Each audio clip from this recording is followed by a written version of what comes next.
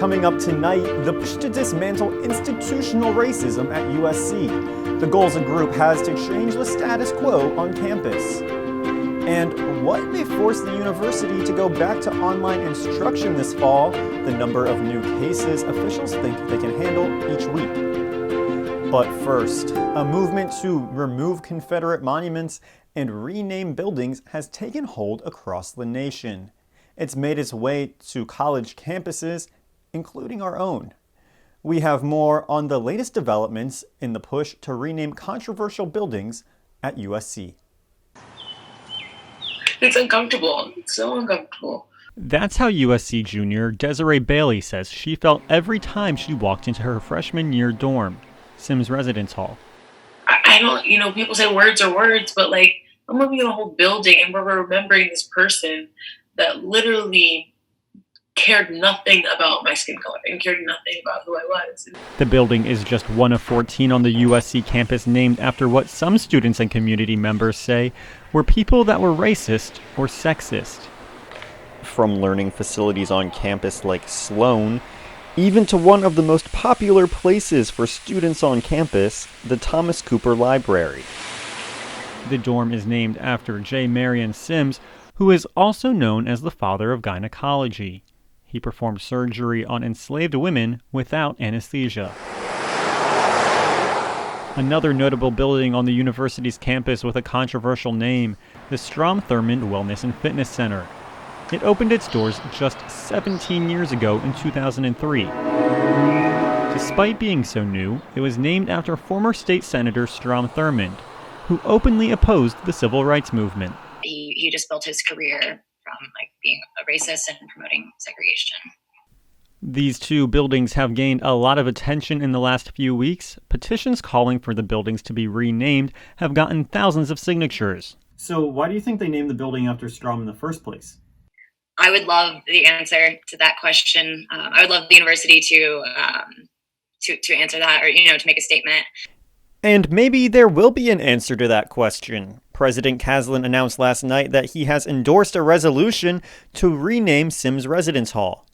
The university's Board of Trustees says it plans to talk about changing that building name and others on Friday, something that the organizers of these petitions say is a step in the right direction. But just because there will be a conversation at the meeting doesn't mean that anything will change. More importantly, we look forward to Friday when they have the opportunity to join the tens of thousands of USC alumni and current students who also want the names removed from those buildings. Though to make any actual changes to the name of buildings, USC will have to get exceptions made to the Heritage Act, a state law that prevents the university from removing, quote, any monument, marker, memorial, school, or street erected or named in honor of the Confederacy or the Civil Rights Movement. There's also a push to get that law repealed. Leading that charge is 2011 USC graduate Helen Knight. Continued inaction is just as bad as putting up new buildings that honor slavery and segregation. It's a movement led by people at both USC and Clemson. Clemson University announcing they would be changing the name of the Calhoun Honors College and requesting an exception to the Heritage Act to rename Tillman Hall. It doesn't make any sense that Clemson is able to independently and instantly change the name of its honors college from Calhoun Honors College to Clemson Honors College because the honors college doesn't have a physical building, but it can't do the same with Tillman Hall. Whether the names get changed is still up in the air, but USC does have set plans to acknowledge these buildings. The Presidential Commission on University History was created to look into building names and to add context. It's a group of students, faculty, and staff from all different colleges on campus. University archivist Elizabeth West is co-chair of the committee and says it's all about creating a full picture of history. History is not static. It changes. New sources are found. New ways of looking at sources are worked out or developed. And so without pulling in all of these different threads of our history, USC, our nation, our world, you get an incomplete picture. Whether history is put into context or not, Black USC students say they won't feel comfortable until they see actual change. USC could say that they're more inclusive, but I think that we had to do that not only with the help of USC, but mostly we had to make our own place. We had to stand our own ground and say, hey, we're at this university too. And you can stay up to date with Friday's Board of Trustees meeting by following us on Twitter. That's at SGTV News 4. There's even more of a push to make changes on the USC campus, though. One group of USC students is trying to dismantle institutional racism on campus. To explain exactly what this means are Ethan Magnuson and Savannah Simon, and you guys are leading this charge, but what does it entail? Well, what we're trying to do with this petition is call attention to some of the deeper ways that USC is perpetuating institutional racism. First of all, we still have not recognized the fact that the land that this university is built on was violently stolen from Native Americans in the past. It doesn't rightfully belong to our institution because it wasn't taken by legal means.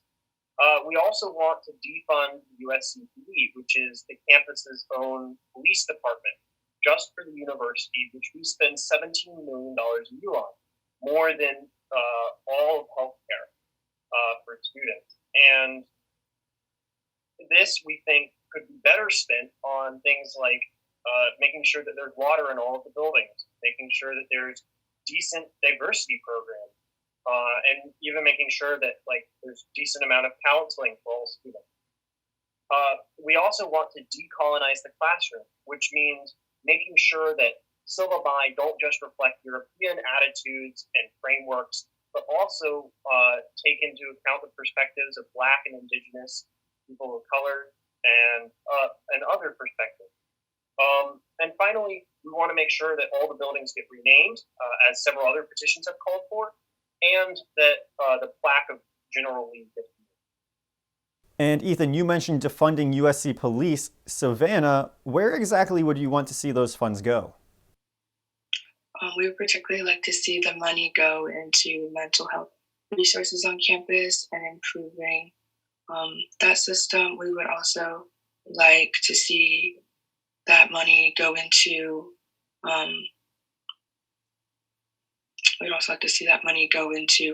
decolonizing the classroom and creating a new curriculum that is more centered around the cultures, history of Black and Indigenous and other people of color. We would also like to incorporate training on racism for faculty. So those are some areas we would like to see that money go. Another thing you are asking for, Ethan, is that USC ends its contract with Aramark. Why is that? Yes, so that was something I forgot to mention in my main points. But yes, that's very important because Aramark is basically a company that we outsource culinary work to. So rather than having them paid by the university and getting all the university benefits and healthcare and that sort of thing, instead we give it to a company that claims that it can do it cheaper. But it does this by underpaying their workers, not giving them any sort of leave, basically treating them like crap. And so we want to make sure that those employees get rehired by the university and we don't continue to use Aramark, which is also deeply involved in the industrial complex, providing prisoners with very low quality, shoddy food and, helping staff private prisons and things like that. And Savannah, we have seen how much work it takes to even start a conversation about changing one building name. Do you think that your goals are realistic? I do think they're feasible. I don't know if they'll be able to all happen in 1 year, but we definitely do believe that it's possible, especially if we can get a lot of signatures and a lot of exposure on this campaign. We might be able to get the board of trustees and university administration to work with us. Savannah, Ethan, thanks for joining me. Shifting to the coronavirus now, USC has set a threshold on weekly cases to keep campus open. In an interview with the Daily Gamecock, Student Health Services Director Deborah Beck said new cases must remain under 150 every week. If new cases surpass this number, the university will have to revert to online classes. In order to test students upon their return to campus, USC has set up high-volume testing. They can conduct up to 300 cases on these high-volume testing days. Well, that's going to do it for weekly news. From all of us at SGTV, stay safe and we'll see you next week.